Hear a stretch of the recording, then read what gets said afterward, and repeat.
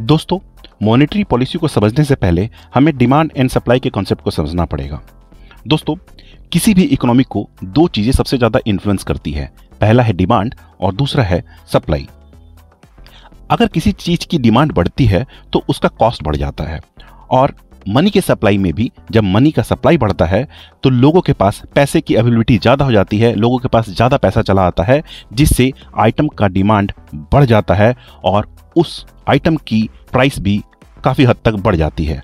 इसी सिचुएशन को हम इन्फ्लेशन कहते हैं। इसमें जो परचेजिंग पावर है बढ़ जाता है, जबकि सप्लाई वही रहता है, जिसके कारण उस करेंसी का परचेजिंग पावर घट जाता है।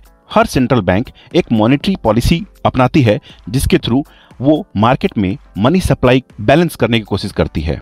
अगर हम मॉनेटरी पॉलिसी की बात करें तो मॉनेटरी पॉलिसी किसी भी सेंट्रल बैंक का एक मैक्रो इकोनॉमिक टूल्स है, जिसके वजह से वो सेंट्रल बैंक अपने मैक्रो इकोनॉमिक्स टारगेट को अचीव करना चाहती है या फिर इन्फ्लेशन को कंट्रोल करना चाहती है। अगर हम मॉनेटरी पॉलिसी के ऑब्जेक्टिव्स की बात करें तो प्राइस में स्टेबिलिटी लाना, एम्प्लॉयमेंट अपॉर्चुनिटी को जनरेट करना, एक्सचेंज रेट को मेंटेन करना, साथ साथ में इकोनॉमिक को बूस्ट देने का भी ऑब्जेक्टिव मॉनेटरी पॉलिसी का होता है।